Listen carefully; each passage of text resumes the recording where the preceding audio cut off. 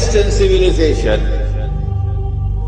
and I have studied it for a long time, is an amazing phenomenon in history. It is unique. No civilization in history ever was like this. It is the first time in history that a civilization has emerged like this. For example, it is the first civilization in history which has been able to acquire that power to dominate the whole world in such a way that the entire rest of the world combined cannot threaten its power. That never happened before in history. Where did they get that power from? They got it from an amazing scientific and technological revolution, which is still unfolding. Many more amazing things to come that will dazzle you. And the emergence of this modern scientific and technological revolution cannot be explained from the analysis of historical phenomena. No, it is an absolutely unique event in human history. Modern Western civilization uses that unprecedented power to oppress. It is one of the greatest oppressors that history has ever seen. Modern Western civilization is also decadent to its very core. It is a civilization that is rotting at its very core, while yet at its periphery it glitters like gold. Modern Western civilization, which has this awesome and unprecedented power, which is oppressing mankind. Modern Western civilization, which is also decadent to its very core, also is a civilization with amazing powers of deception. Appearance and reality are always different from each other in all that pertains to this civilization.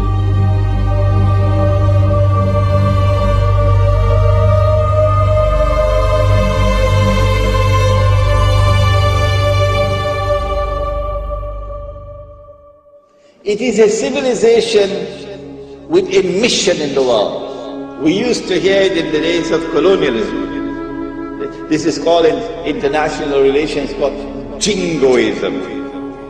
That we have a mission to civilize mankind. And this mission took them not only to colonize the rest of the world, that's bad enough, but that didn't end the story.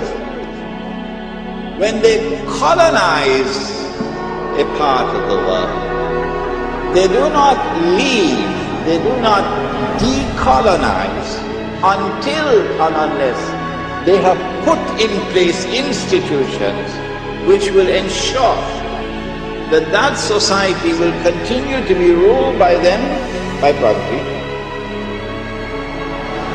and in the process they seek to transform the rest of mankind into carbon copies of themselves. This never happened before in history. If I do not seek to understand what's happening here, then I've got peanuts in my head. When will I wake up? When will I begin to think? When will the world have more to me than McDonald's hamburgers? What's happening here?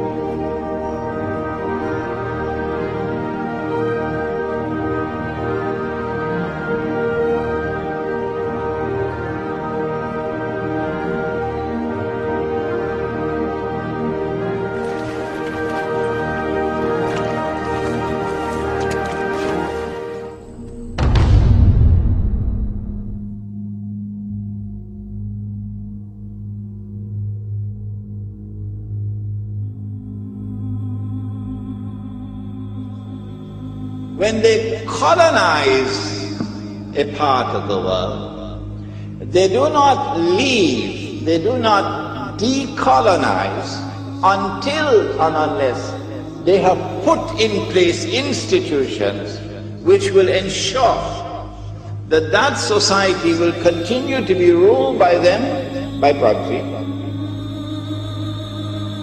And in the process, they seek to transform the rest of mankind into carbon copies of themselves.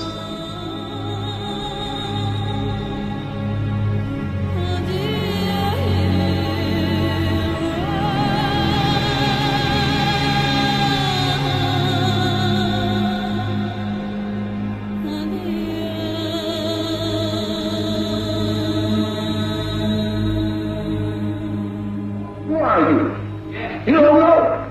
Don't tell me Negro, that's nothing. What were you before the white man named you a Negro? And where were you?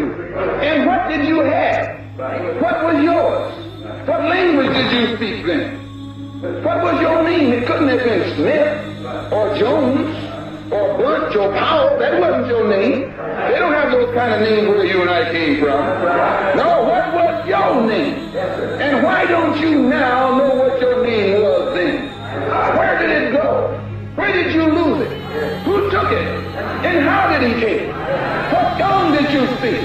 How did the man take your tongue? Where is your history? How did the man wipe out your history? How did the man, what did the man do to make you as dumb as you are right now? Their obsession is to transform the rest of the world into carbon copies of themselves.